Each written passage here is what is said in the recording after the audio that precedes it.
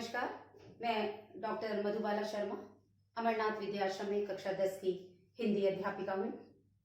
आदरणीय प्रधानाचार्य जी डॉक्टर अरुण कुमार वाजपेयी जी के आदेशानुसार जो ऑनलाइन क्लासेस हमारे बच्चों को दी जा रही हैं, उसके तहत मैं पुनः आज उपस्थित हुई हूँ। पिछली क्लासेस में बच्चों हमने कई टॉपिक कवर किए और आज फिर हिंदी व्याकरण के एक नए टॉपिक के साथ यानी वाच्य के साथ में मैं उपस्थित हूँ। तो बच्चों, वाच्य ये हमारे व्याकरण का अगला टॉपिक है। इससे पहले मैंने आपको वाक्य भेद, पद परिचय, विकारी, अविकारी सभी पदों का परिचय ये पढ़ाया है। अब हम पढ़ेंगे यहाँ पर वाच्य। वाच्य क्या होता है? क्रिया के जिस भेद से, क्रिया के जिस रूप से हमें ये पता चलता है कि वाक्य कैसा है, वाक्य किस पर निर्भर है, वो कर्ता पर निर्भर है, कर्म पर निर्भर है या भाव पर निर्भर है, तो उसको हम कहते हैं वाच्य। यानी क्रिया का विषय क्या है, कर्ता है, कर्म है या भाव है, उसको हम कहते हैं वाच्य। बहुत अंतर नहीं है वाच्य और वाक्य में, केवल वाक्य एक हमारा पूरा पद होता है और वाच्य केवल हम ये समझते हैं क्रिया का मुख्य विषय किसके ऊपर निर्भर है, यानी क्रिया किसके ऊपर निर्भर है, कर्ता के ऊपर, कर्म के ऊपर या भाव के ऊपर, तो उसको हम कहते हैं वाच्य, क्रिया के विषय को। अब ये वाच्य कई प्रकार के होते हैं, जैसा मैंने आपको यहाँ पे लिखा हुआ है, जैसे कर्तवाच्य, कर्मवाच्य और भाववाच्य। कर्तवाच्य कर्ता प्रधान होता है, कर्मवाच्य कर्म प्रधान होता है जैसा कि मैंने यहाँ लिखा हुआ है, और भाववाच्य भाव प्रधान होता है जिसमें भाव की प्रधानता होती है। तो बच्चों, अब ये वाच्य कैसे बनते हैं, हम कैसे पता लगाएंगे कि ये हमारा जो वाक्य बना है वो क्रिया का कौन सा भेद है, क्रिया के किस रूप पर निर्भर करता है, तो उससे हमारा कौन सा वाच्य बनेगा, ये मैं आपको अब उदाहरण द्वारा बताती हूँ। सबसे पहले हम लेते हैं कर्तवाच्य। अब देखिए कर्तवाच्य में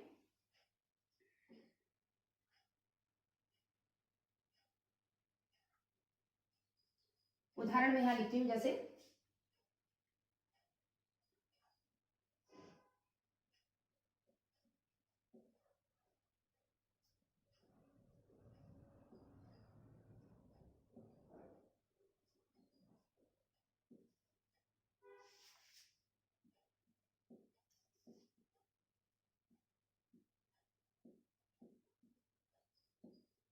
देखिए ये हमारा वाक्य है, अध्यापक जी हिंदी पढ़ा रहे थे।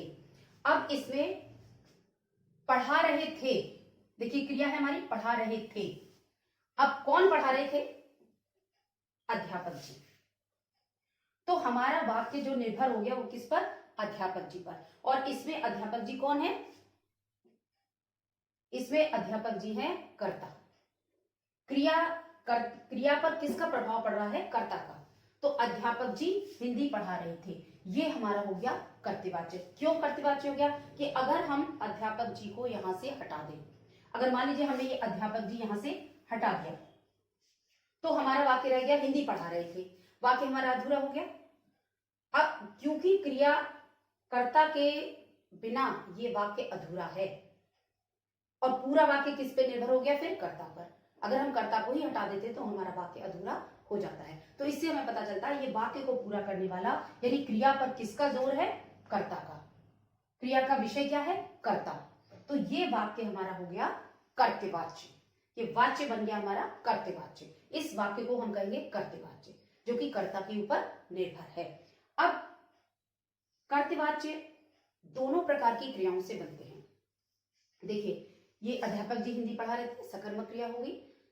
क्या पढ़ा रहे थे? हिंदी। तो ये इसमें कर्म आ गया हिंदी, तो ये सकर्मक क्रिया बन गई। जैसे मैंने पिछले टॉपिक में आपको बताया था कि सकर्मक क्रिया किस तरह से बनती है और अकर्मक क्रिया किस तरह से बनती है। तो कर्म के साथ जो क्रिया है वो सकर्मक क्रिया है। तो इसलिए ये जो हमारा वाच्य है, ये पूरा का पूरा ये हुआ हमारा सकर्मक क्रिया से बना हुआ वाच्य। अब देखिए दूसरा जो अकर्मक क्रिया से बनते हैं, मैं वो भी आपको बता देती हूँ।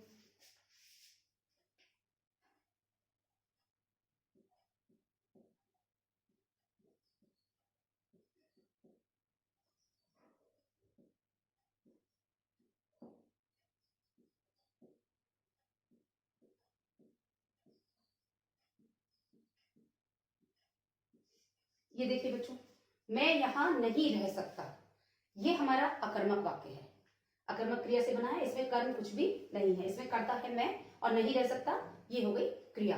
तो ये हमारा अकर्मक वाक्य से बना हुआ वाच्य है ये भी कर्ता प्रधान, क्योंकि यहां नहीं रह सकता कौन, मैं, और मैं इसमें क्या है, कर्ता, तो कर्ता प्रधान ये भी वाक्य है। तो ये दोनों ही वाक्य जो है वो कर्ता प्रधान है। ये सकर्मक क्रिया से बना हुआ वाक्य है और ये अकर्मक क्रिया से बना हुआ वाक्य है। इसी को हम कहते हैं वाच्य का प्रकार। ये सकर्मक क्रिया से बना हुआ वाच्य कर्तवाच्य है, ये भी अकर्मक क्रिया से बना हुआ वाच्य कर्तवाच्य, कर्ता दोनों में ही है। तो ये कर्ता प्रधान जो वाच्य होगा, वाक्य बनेगा हमारा, उसको हम कहेंगे कर्तवाच्य। तो ये इसमें सकर्मक भी है और अकर्मक भी है, दोनों ही प्रकार के जो ये वाक्य हमारे बने हैं ये हमारे कहलाएंगे कर्तवाच्य। अगर वाक्य है तो ये साधारण वाक्य है, हम इसको वाच्य में देंगे तो वाच्य हमारा कर्ता प्रधान, क्योंकि कर्तवाच्य इसलिए हुआ क्योंकि इसमें दोनों में कर्ता की प्रधानता है। तो बच्चों अब हम देखते हैं दूसरा वाच्य, कर्मवाच्य। ये दूसरा भेद है। कर्मवाच्य में क्या होता है, वाक्य में कर्म की प्रधानता होती है, यानी क्रिया जो पूरी होती है वो कर्म के द्वारा पूरी होती है, कर्म का जोर पड़ता है क्रिया पर। कर्तवाच्य में तो कर्ता का जोर पड़ रहा था क्रिया पर, कर्मवाच्य में कर्म की प्रधानता होती है, कर्म का जोर पड़ता है क्रिया पर, और कर्म के बिना हमारा वाक्य अधूरा होता है। जैसे मैंने यहाँ पे एक उदाहरण लिखा है, देखिए, सरकार द्वारा गरीब लोगों को सहायता दी गई। अब इसमें कर्ता क्या है, सरकार। अब यहां क्रिया देखिए, सहायता दी गई। एक चीज बच्चों यहां पे और ध्यान रखिए, कर्मवाच्य में द्वारा का प्रयोग करते हैं। जब हम कर्मवाच्य में द्वारा लगाएंगे तभी हमारा, कर्मवाच्य में द्वारा लगने पर ही वाक्य कर्म बनता है। दूसरी बात, कर्मवाच्य में क्या है, जैसे अभी मैंने आपको बताया था, कर्तवाच्य दोनों प्रकार की क्रियाओं से बनते हैं, सकर्मक से और अकर्मक से। कर्मवाच्य केवल सकर्मक क्रिया से ही बनेगा। क्यों? क्योंकि उसमें जैसा कि उसका नाम है कर्म, तो कर्म की प्रधानता होगी, और जब कर्म की प्रधानता होगी तो वाक्य सकर्मक होगा ही होगा।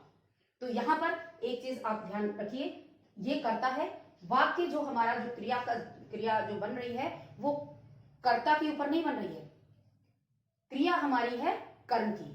अब देखिए, सरकार द्वारा गरीब लोगों को सहायता दी गई।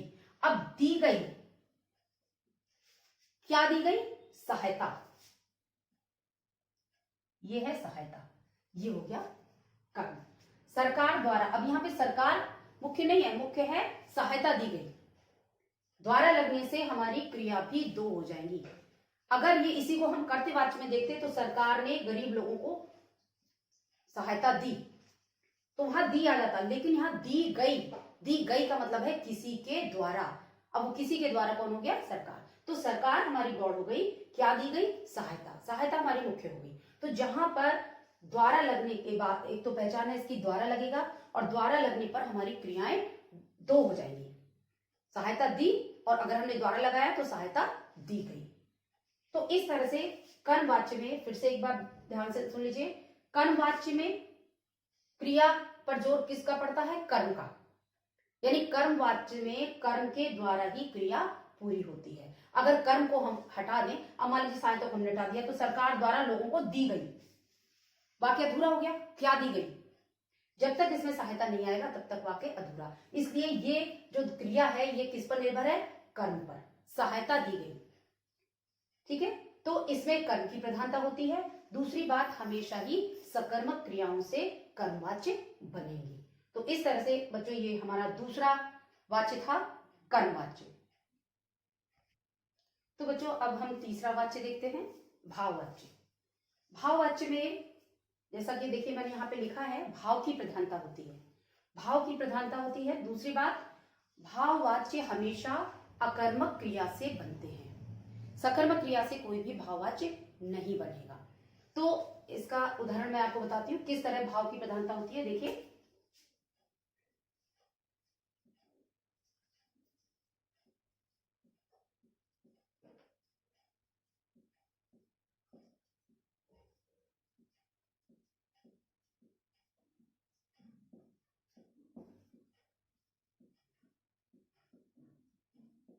रोगी से उठा नहीं जाता, ये इसमें कर्म नहीं है, अकर्मक से बनेगा, क्योंकि कर्म होगा तो कर्मवाच्य बन जाएगा, भाववाच्य नहीं बनेगा, और कर्म में कभी भी भाव आ भी नहीं सकता।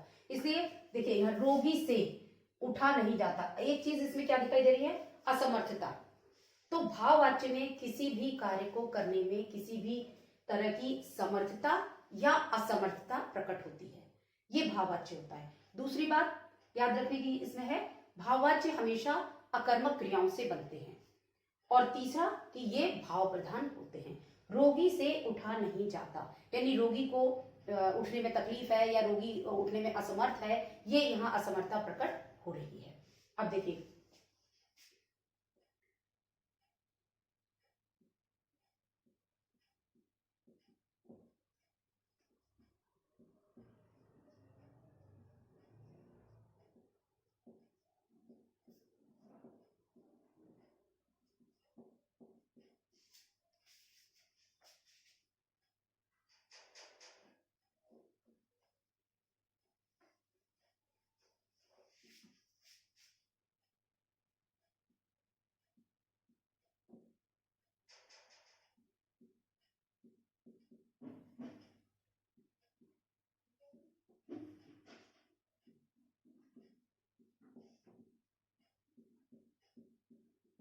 देखिए अगला सेंटेंस है, हमसे यहाँ रुका नहीं जाता, यानी दोनों ही वाक्य में असमर्थता प्रकट हो रही है। ये समर्थता प्रकट करने में भी वाक्य आ सकते हैं और असमर्थता प्रकट करने में भी वाक्य आ सकते हैं। सबसे बड़ी बात क्या है, अगर यहाँ पे हम है तो हमसे हो जाएगा, से का प्रयोग होता है, जैसे हम कर्मवाच्य में द्वारा का प्रयोग करते हैं उसी तरह से भाववाच्य में से का प्रयोग करते हैं। इसमें से लगाने से हम वाक्य को पूरा करते हैं। अब एक चीज यहाँ जो सबसे मुख्य है वो मैं यहाँ आपको बताऊं, भाववाच्य में चाहे हमारा जो वाक्य है वो एक वचन का हो चाहे बहुवचन का हो, क्रिया हमेशा पुल्लिंग एक वचन में आती है।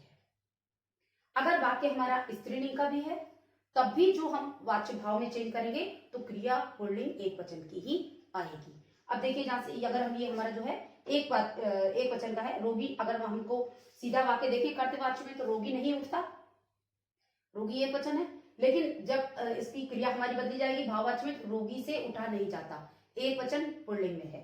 अब देखिए हमसे यहाँ रुका नहीं जाता, हम यहाँ नहीं रुकते, ये सेंटेंस होता तो हम यहाँ नहीं रुकते बहुवचन की क्रिया होती, लेकिन उस बहुवचन की क्रिया को हमने क्या बनाया, पुल्लिंग एक वचन की क्रिया, हमसे यहाँ नहीं रुका जाता।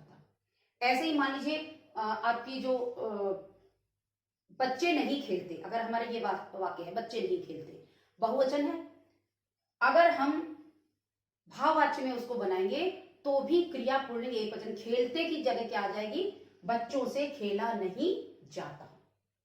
यानी चाहे स्त्रीलिंग का वाक्य हो हमारा, चाहे पुल्लिंग का वाक्य हो, चाहे एक वचन का वाक्य हो, चाहे बहुवचन का वाक्य हो, भाववाच्य में जब हम उसे चेंज करेंगे तो क्रिया हमेशा पुल्लिंग एक वचन की ही आएगी। तो ये आपका भाववाच्य। एक बार फिर से मैं भाववाच्य की पहचान बताती हूँ, भाव प्रधान होता है, अकर्मक क्रियाओं से बनता है, से का प्रयोग किया जाता है, मैं तो मुझसे, तुम तो तुमसे, वह तो उससे, ऐसे से का प्रयोग करते हैं, और क्रिया हमेशा पुल्लिंग एक वचन की ही आती है। तो इस तरह से ये मैंने आपको वाच्य बताए, कर्तवाच्य, कर्मवाच्य और भाववाच्य। तो बच्चों अब हम देखेंगे इन तीनों वाच्य को एक दूसरे वाच्य में कैसे परिवर्तित किया जा सकता है। इस तरह के भी प्रश्न आपके एग्जाम में आते हैं कि कर्तवाच्य को कर्मवाच्य में बदलिए, कर्मवाच्य को कर्त में बदलिए, या कर्तवाच्य को भाववाच्य में बदलिए, भाववाच्य को कर्तवाच्य में बदलिए। तो ये किस तरह से एक दूसरे में परिवर्तित किए जा सकते हैं ये मैं आपको बताती हूँ। कर्तवाच्य कर्मवाच्य में परिवर्तित हो जाएगा अगर उसमें कर्म है, अगर सकर्मक क्रिया से बना हुआ कर्तवाच्य है तो वो कर्मवाच्य में बदल जाएगा, और कर्मवाच्य कर्तवाच्य में बदल जाएगा। कर्मवाच्य हमेशा ही कर्तवाच्य में बदला जाएगा, कर्मवाच्य भाववाच्य में कभी नहीं बदलेगा, क्योंकि दोनों ही एक दूसरे के उल्टे हैं। कर्मवाच्य में कर्म की प्रधानता होती है और भाववाच्य में कर्म नहीं होता, तो भाववाच्य और कर्मवाच्य एक दूसरे में नहीं बदल सकते। हाँ, कर्तवाच्य कर्म में बदल सकता है और भाव में भी बदल सकता है। अकर्मक होगा तो भाववाच्य में बदल जाएगा, सकर्मक होगा तो कर्मवाच्य में बदल जाएगा। कर्मवाच्य केवल कर्तवाच्य में ही बदलेगा क्योंकि ये हमेशा ही सकर्मक होगा, और भाववाच्य हमेशा ही कर्तवाच्य में बदलेगा क्योंकि ये हमेशा ही अकर्मक होगा, और ये दोनों प्रकार का होता है। तो अब मैं यहाँ आपको एक उदाहरण बताती हूँ किस तरह से एक वाच्य दूसरे में बदल सकता है। देखिए,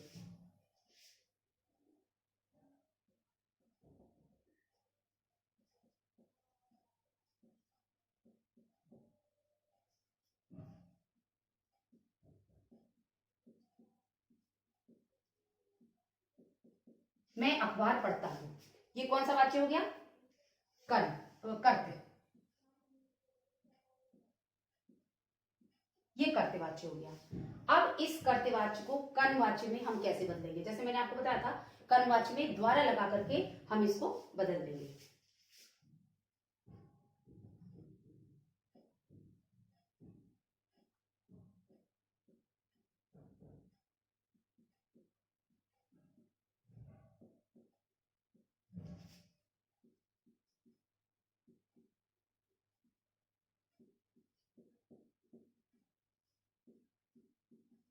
मेरे द्वारा अखबार पढ़ा जाता है, ये द्वारा लग गया तो ये हो गया हमारा कर्मवाच्य।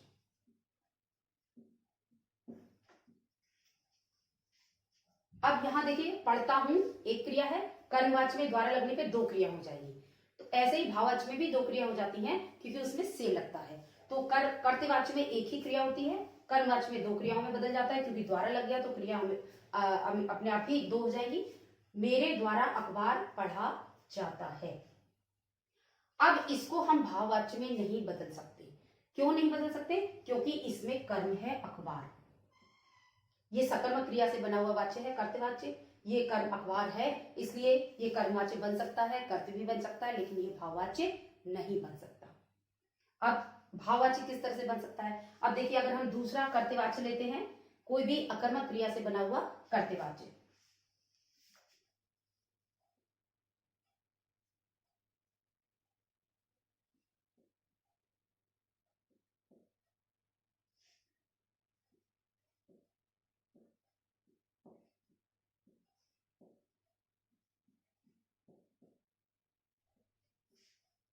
बच्चा नहीं खेलता, ये अकर्मक क्रिया से बना हुआ कर्तवाच्य है, तो ये कर्तवाच्य है, इसको हम भाव में बदल सकते हैं। इसमें क्योंकि कर्म नहीं है तो ये भाववाच्य में बदल जाएगा।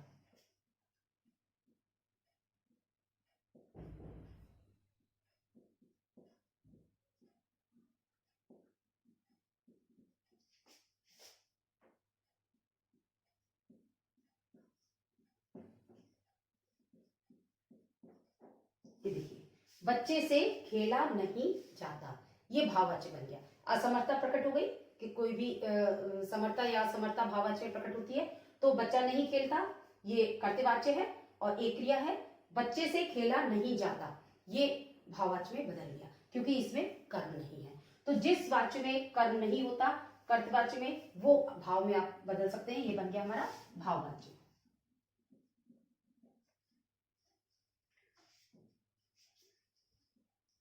तो इस तरह से कर्तवाच्य कर्म में बदल सकता है, कर्तवाच्य भाव में भी बदल सकता है अगर अकर्मक है तो। कर्मवाच्य, अब देखिए, मेरे द्वारा अखबार पढ़ा जाता है, मान लीजिए कर्मवाच्य आया, तो आपका कर्मवाच्य भाव में तो बदलेगा नहीं क्योंकि कर्म की प्रधानता है, तो अखबार कर्म है तो ये कर्म में बदल जाएगा। मैं अखबार पढ़ता हूँ, मेरे द्वारा अखबार पढ़ा जाता है, इसको चेंज करने के लिए आएगा तो मैं अखबार पढ़ता हूँ, और मैं अखबार पढ़ता हूँ इसको बदलने के लिए आएगा तो मेरे द्वारा अखबार पढ़ा जाता है। ठीक है, तो ये बच्चों आज आपके वाच्य का टॉपिक हमने पूरा कवर किया। 3 प्रकार के वाच्य, कर्म, कर्त्य और भाव, तीनों ही विस्तार में मैंने आपको यहाँ समझाए। अब इसका सारा होमवर्क आपको मैं नीचे PDF फाइल में दूंगी, उसको आपको पूरा करना है, अपनी कॉपियों में करना है और अभ्यास करना है, क्योंकि ये होमवर्क के रूप में आपको करना है अपनी कॉपियों में, ताकि ये सारी चीजें जो भी हम ऑनलाइन आपको यहाँ पे पढ़ा रहे हैं इसकी आपकी बहुत अच्छी तरह से प्रैक्टिस हो जाए, और ये आप पूरा होमवर्क जो मैं PDF फाइल में दूंगी नीचे, उसको आपको करना है। Thank you.